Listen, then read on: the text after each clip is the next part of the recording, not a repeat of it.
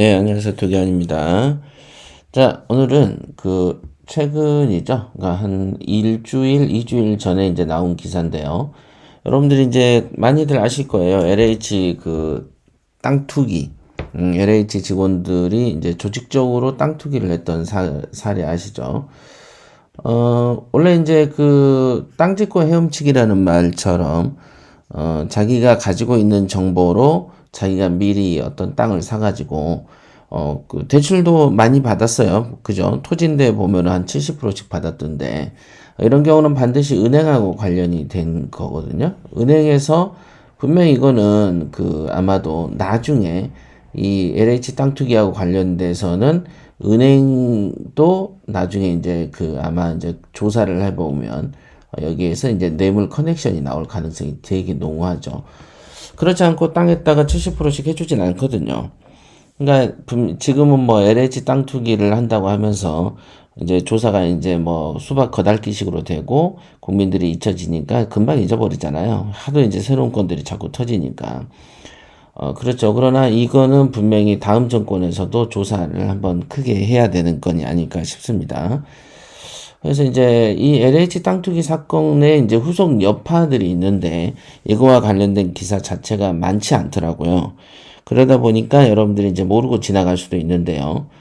이제 이거는 LH 땅 투기 사건에 관련된 여러 가지 여파라고 해야 되겠죠. 그 여파 중에 하나에 해당하는 것을 기사를 제가 아마 기사를 읽어드리도록 하겠습니다. 토지뿐 아니라 주말 농장, 상가, 오피스텔까지도 규제를 하는 대책이 나왔다. 예.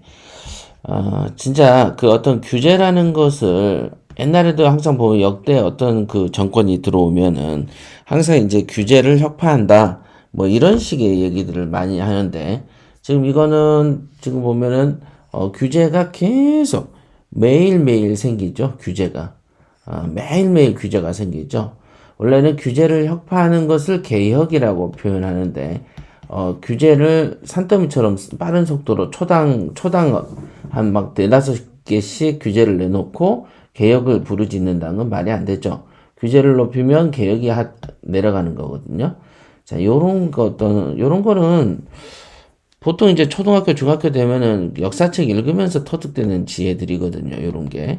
근데 이제 일단은 또 한 번의 규제가 나온 것 같습니다. 그러면 우리 경매하는 회원들 입장에서는 우리가 이제 주말 농장, 상가, 오피스텔을 여태까지는 이제 대출이 많이 나오기 때문에 주로 이 지금 문재인 정부에서 주택을 가지고 투기니 뭐니 하면서 엄청나게 잡아잡혔기 때문에 대체적으로는 상가하고 오피스텔 쪽으로 이제 우리가 경매 물건을 받기도 하고 이런 식으로 이제 우리가 피해서 부동산 투자를 하기도 하거든요. 경매에서 그렇죠. 그런데 이제 한번 보세요. 어떤 식으로 지금 또 풀려나가고 있는지. 물론 이제 토지 투자를 안 하시는 분도 있습니다만은 제가 누누이 말씀드리지만은 경매를 한다라고 하는 것은 토지도 할 줄 알아야 되고 주택도 할 줄 알아야 되고 뭐 두루두루 잘할 줄 알아야 되는 것이죠. 그래서 이제 우량물건 검색할 때도 물건을 가리지 말고 하라라고 하지 않습니까? 제가 그런 관점에서 보셔야 되는 거지. 나는 아파트만 하니까 뭐 토지든 뭐 주말 농장 이런 건 상관없어 라고 생각하시는 것은 되게 아둔한 생각이다라고 보실 수 있습니다. 자, 보세요. 토지뿐 아니라 주말 농장과 상가 오피스텔, 자, 상가 오피스텔까지도 규제해버린다고 하네요. 소소하게 밭에서 수확을 거두는 이들과 아파트로 가기 위해서 오피스텔 살림을 하는 사람들까지 세금 폭탄을 맞는다. 이렇게 되어 있습니다. 10년 전에 은퇴 후 상속받은 땅을 주말 농장으로 쓰고 있다고 하는 A씨는 내년부터죠. 2022년부터죠. 2022년부터 1000제곱 이하의 주말 농장용 토지도 비사업용으로 분류가 돼서 양도세가 중과된다라고 합니다. 네. 통상적으로 1000제곱미터 이하의 주말 농장 같은 용 토지는 예전이죠. 그러니까 현재 같은 경우에는 이거는 농지증도 필요 없죠. 그쵸? 그래서 대부분 도시민들의 주말 체험 영농으로 많이 사용하죠. 주말 체험 영농으로. 원래 이제 그 농지 같은 경우는 우리가 이제 주말 체험 영농이라는 그 틈을 왜 열어줬냐면 하도 그 농지 같은 경우에 가격이 오르지 않고 지방이 소외되고 지방이 경제가 악화되니까 서울이나 도심 사람들한테 일정한 규모의 즉 1000제곱 이하의 어떤 토지 같은 경우에는 주말 체험 영농으로 구입을 할 경우에는 이제 그 농지증을 면제해 준다든가 기타 혜택을 준 겁니다. 근데 그 준 이유는 그 지방에 대한 경제 활성화라는 측면이 솔직히 좀 있습니다. 근데 이 차원에서 만들어진 제도인데 이제는 LH 사태로 인해서 이제는 그 비사업용 토지로 분류되었던 사업용으로 분류됐죠. 그래서 중과세 대상이 되지 않았어요.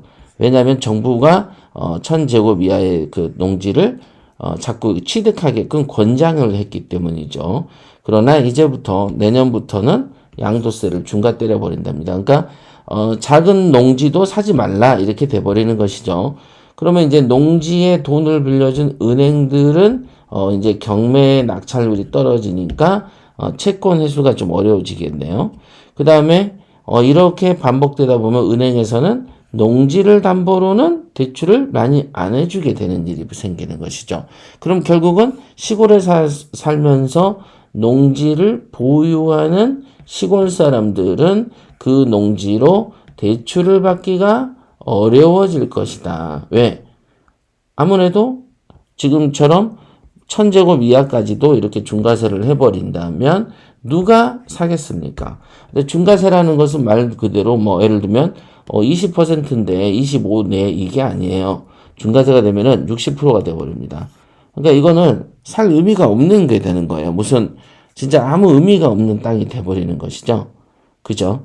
더더군다나 중과세랑 같이 붙어서 오는 게 뭡니까? 중과세랑 같이 붙어 오는 게 여기 있는 장기 보유 혜택도 사라진다 이겁니다. 그럼 장기 보유 혜택도 사라지고 중과세가 돼. 그러면 누가 이걸 사겠습니까? 시골의 땅을. 그죠? 그러니까 이 부분이 있기 때문에 그러면은 지금부터도 내년부터도 토지 취득은 되게 좋지 않게 된다. 이 농지 같은 경우는. 근데 통상적으로 농지나 이런 걸로 기획부동산에서 토지를 쪼개서 파는데 그러니까 이미 지금 만약에 작은 그 어떤 주말용 농장용 토지를 가지고 계신 분들은 이제 앞으로는 큰 재미가 없어져 버린다는 것이죠. 이게 또 보면은 또 이 정부의 특징이 뭡니까? 소구표를 그냥 일반화 시켜버리죠. 내가 옛날부터 갖고 있었어. 여기 있는 분처럼 10년 전에 취득했는 건데 갑자기 10년 후에 법이 바뀌어가지고 중과세를 때려버리는 거죠. 굉장히 이거는 법적 안정성을 해치는 악법이다라고 볼 수 있겠습니다. 그러니까 이제 이거는 그 법적인 논리도 그렇고 경제학적으로도 말이 안 되는 소리죠. 그리고 피해가 좀 많이 있을 겁니다. 그러면 반드시 시골의 농가가 대출을 받는 규모가 약해질 것이고 그 다음에 시골의 집가가 하락하게 되죠. 왜냐하면 사는 사람이 없기 때문에 그렇습니다. 자, 이거 꼭 주의하세요.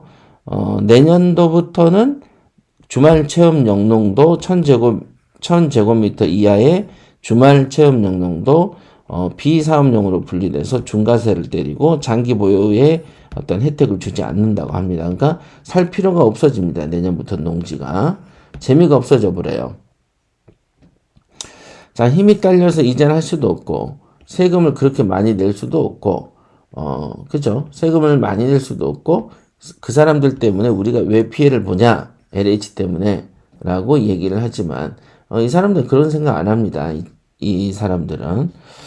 자, 양도세 중과로 세금 부담이 최대 3.5배 증가된다고 하고요. 토지뿐 아니라 오피스텔하고 상가도 LTV하고 담보 인정 비율을 강제하기로 한 것으로 실수자에게는 날벼락이 됐다. 그러니까 이제 사실상 이 주택에 대해서 피하는 수단으로 주거용 오피스텔을 이제 많이 취득하셨는데 그 경우에 대출을 조여버린답니다. 앞으로.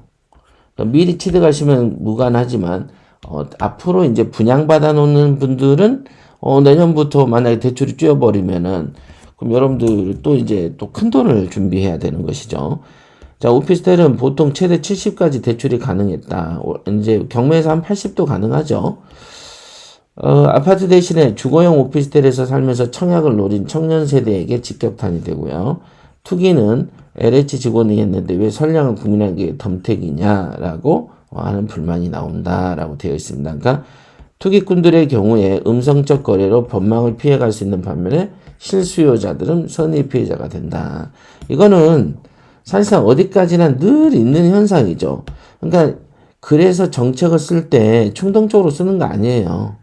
항상 연구하고 피해도 최소화하는 방향으로 해야 되는데 그냥 LH가 땅 투기야? 오케이, 땅 다 조져.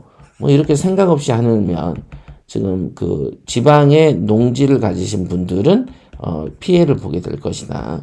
아직까지 모르는 분들 많이 있을 거예요. 예, 이런 식으로 생활 곳곳에 피해를 끼치는 법과 규정들이 너무 많이 생겼습니다. 그러니까 저 같은 경우 왜 그럼 이런 걸 잘 아느냐? 왜냐하면 저희는 경매 집단이잖아요, 그죠? 경매 투자하는 분들이 우리 회원들이 많아요, 그죠? 경매를 투자하고 공매도 투자하고.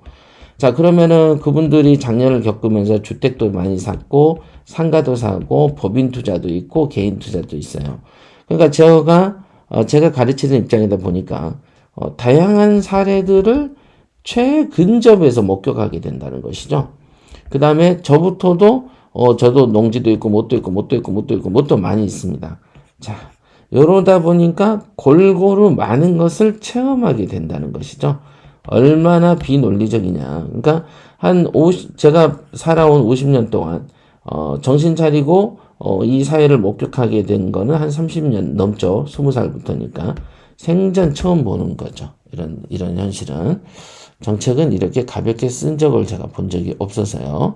자, 오늘 기사는 내년부터는 농지조차도 주말체험 영농조차도 어떻게 한다? 주말체험 영농조차도 중과세를 매긴다. 주말체험 영농은 말 그대로 목표가 투기가 아니고 주말체험 영농 아닙니까? 그죠? 체험 말 그대로.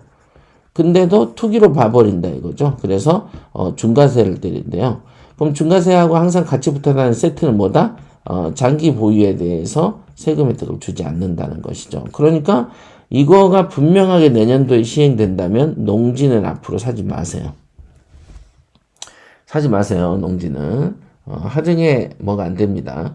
그 다음에 이제 더 획기적인 거는 상가하고 오피스텔들 대출 규제를 해버린다는 거죠. 이게 이제 경매 쪽에도 그 룰이 적용되는지 어느 시점에서부터 적용되는지 이거에 대해서는 기사가 없는데요. 이거는 이제 그 은행에서 우리가 낙찰받고 대출 받을 때 반드시 선조사 후 들어가야 된다는 거 잊으면 안 되겠습니다. 여기까지 하겠습니다.